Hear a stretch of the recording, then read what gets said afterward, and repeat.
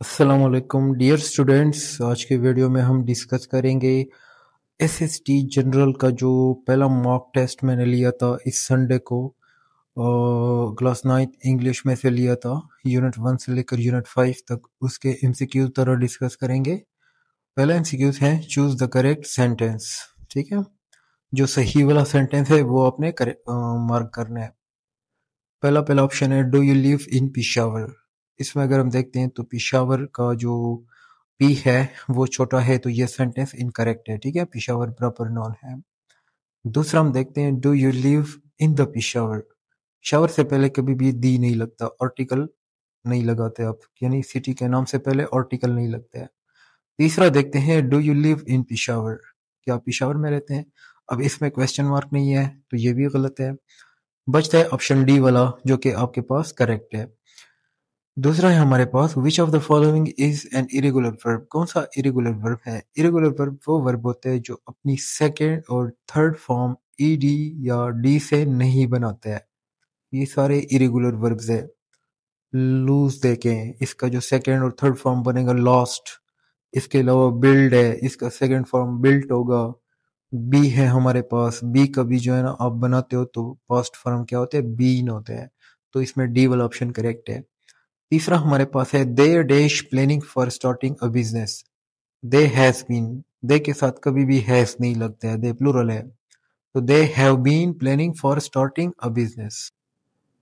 तो यहाँ पे आप हैव बीन वाला ऑप्शन सही है। ठीक है, क्योंकि ये आपका प्रेजेंट परफेक्ट कंटिन्यूअस टेंस है। ठीक है, they are planning for starting a business, ये जो है ना ये भी आप नहीं लगा सकते क्योंकि बिकॉज ये एक प्रेजेंट परफेक्ट टेंस है, तो यहाँ पे बी वाला सही है। They have been planning for starting a business. Okay, fourth number देखते हैं। I bought a white cat yesterday, day she is very cute. अब यहाँ पे आपने क्या करना है, एक प्रोनाउन लगाना है। कैट के लिए कौन सा प्रोनाउन होता है, यूज होता है इट, यानी जो हमारे पास ऐसे जानवरों के लिए हम इट इस्तेमाल करते हैं, या जो ऐसे लिविंग थिंग्स होते हैं जिनके जेनेटर का हमें नहीं पता होता, उसके लिए हम कौन सा प्रोनाउन इस्तेमाल करते हैं, इट। तो इसमें इट वाला ऑप्शन करेक्ट है। ओके, नेक्स्ट हमारे पास क्वेश्चन है विच of the following is N uncountable noun. कौन सा हमारे पास अनकाउंटेबल नाउन है, वाटर अनकाउंटेबल नाउन है, टाइम अनकाउंटेबल है, होप एब्स्ट्रैक्ट नाउन है। तो ये सारे अनकाउंटेबल नाउन है, इसमें डी वाला ऑप्शन सही है। छठा नंबर देखते हैं। They have been living in Lahore dash 2 weeks.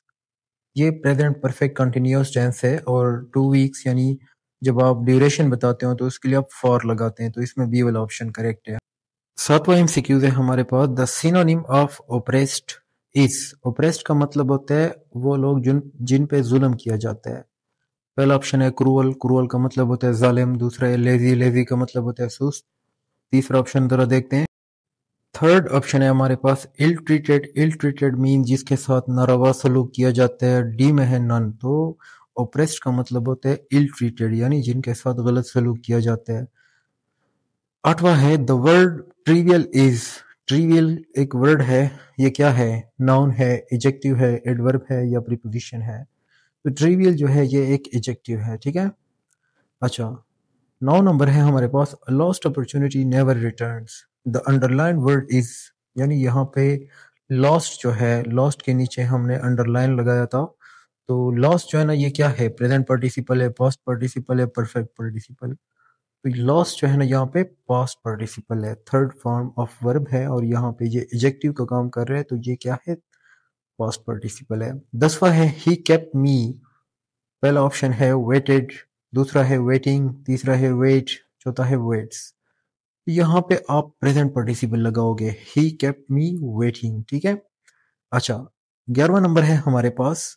We went to the park to play cricket. The underline phrase is an example of.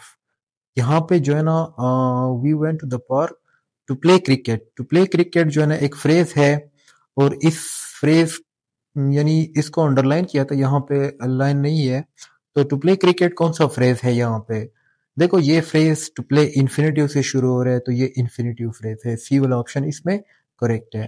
Okay, next हमारे पास क्वेश्चन है विच of the following is a finite verb. कौन सा हमारे पास finite verb है।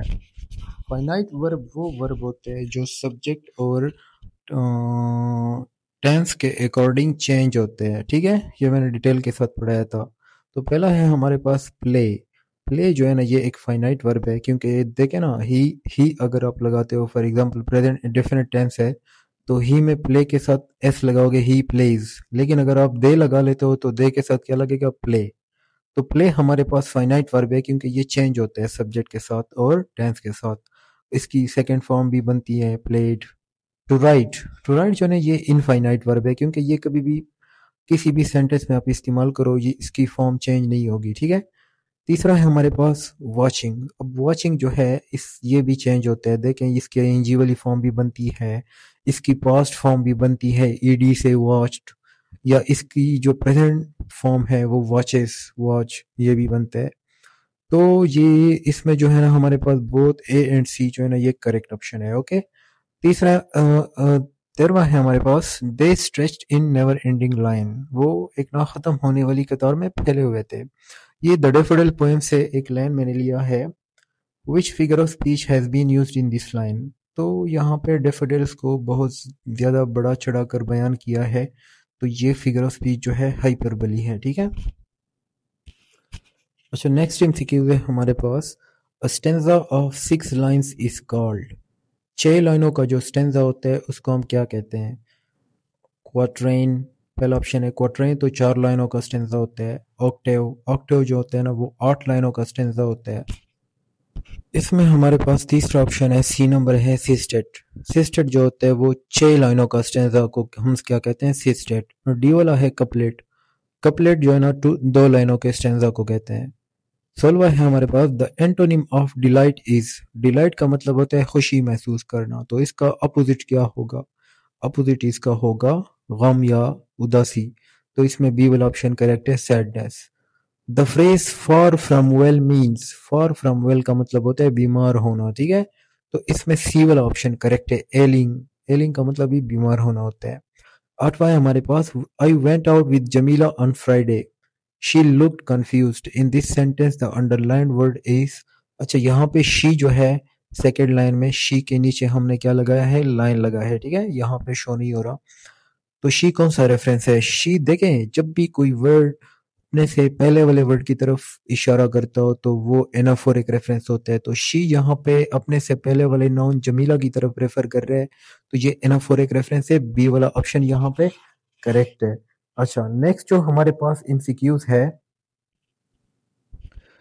The word someone is. Someone जो है ना ये क्या है, एडजेक्टिव है, नाउन है, प्रोनाउन है या नन है। समवन जो है ना ये एक इनडेफिनिट प्रोनाउन है, ठीक है। तो इसमें सी वाला ऑप्शन करेक्ट है। 20 नंबर देखते हैं, the lady who is walking in street is my ऑन्ट। The underline word is. यहाँ पे हु के नीचे लाइन लगा है, ठीक है। तो हु जो है ना यहाँ पे इंटरोगेटिव प्रोनाउन है, इंटरोगेटिव एडजेक्टिव है, रिलेटिव प्रोनाउन है या रिलेटिव एडवर्ब है। हु जो है ना ये क्या है, एक रिलेटिव प्रोनाउन है जो कि लेडी की तरफ रेफर कर रहे हैं, और ये जो who is walking in the street ये एक रिलेटिव क्लास है। तो रिलेटिव प्रोनाउन वो प्रोनाउन होता है जो रिलेटिव क्लास के शुरू में लगता है और वो अपने से पहले वाले नाउन की तरफ पॉइंट भी करता है, ओके। अगला एमसीक्यूज देखते हैं, I have 3 brothers. In this sentence have is helping verb, stative verb, main verb, none. Helping verb तो ये तब होता है जब इसके साथ कोई मेन एक्शन वर्ब होता, तो हेल्पिंग वर्ब तो नहीं है। स्टेटिव वर्ब, ये स्टेटिव वर्ब है, ठीक है, क्योंकि ये यहाँ पे पोजीशन शो कर रहा है, ठीक है, कि जो सब्जेक्ट है उसकी पोजीशन शो कर रहा है, कि जो सब्जेक्ट है उसके 3 भाई हैं, उसके पास 3 भाई हैं, ठीक है। तो है जो ना ये एक स्टेटिव वर्ब है या पोजेसिव वर्ब है। ओके, नेक्स्ट एमसीक्यूज है हमारे पास, choose the correct suffix. Rashid is very intelligent. He is adoring, adorable या both। यहाँ adoring तो नहीं आ सकता, तो adorable आ सकते हैं, एडजेक्टिव हमने इस्तेमाल करने हैं, ठीक है। 23वां नंबर है, the noun form of determine is. Determine एक वर्ब है, इसका जो नाउन फॉर्म है वो क्या होगा। देखो, डिटरमाइन से जब आप नाउन बनाते हो तो वो क्या हो जाता है, डिटर्मिनेशन, ठीक है, जिसको हम पुख्ता इरादा कहते हैं। एब्स्ट्रैक्ट नाउन जो है ना आप बनाते हो, ये एक वर्ब है, इस वर्ब से हम जब एब्स्ट्रैक्ट नाउन बनाते हैं तो वो क्या बनता है, डिटर्मिनेशन। तो डिटर्मिनेशन वाला ऑप्शन इसमें सही है। ओके, नेक्स्ट एमसीक्यूज है, beyond was a green and pleasant valley. The underline phrase in example of. Green and pleasant valley ये जो है ना ये एक नॉन फ्रेज है, ठीक है। ग्रीन एंड प्लेजेंट वैली एक नॉन फ्रेज है और यहाँ पे ये ऑब्जेक्ट का काम कर रहा है, ठीक है। 25 नंबर है हमारे पास, a dash of locusts attack the crops. Locust का जो ग्रुप होता है उसको हम क्या कहते हैं, स्वॉर्म कहते हैं, ठीक है। ये एक कलेक्टिव नाउन है तो इसमें स्वॉर्म जो है ना करेक्ट ऑप्शन है, ठीक है। A swarm of locusts attack the crops. Herd जो है ना ये आप इस्तेमाल करते हो बड़े जानवरों के लिए, फ्लॉक जो है ना आप छोटे जानवरों के लिए, गैंग जो है ना वो एक कलेक्टिव नाउन है जो कि थीव्स के लिए इस्तेमाल होते हैं। अ गैंग ऑफ थीव्स, चोरों का जो ग्रुप होता है।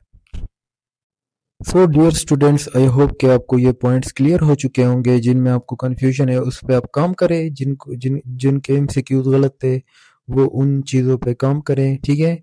इसके अलावा अगर किसी ने अगले टेस्ट में पार्टिसिपेट करना है तो मुझे वो व्हाट्सएप नंबर पर रब्ता कर सकते हैं। इसकी फ़ीस 200 रुपीज़ है और इंशाल्लाह अगला जो वो होगा वो 4 या 3 यूनिट्स में होगा आने वाले संडे को। That is all for today, see you next time.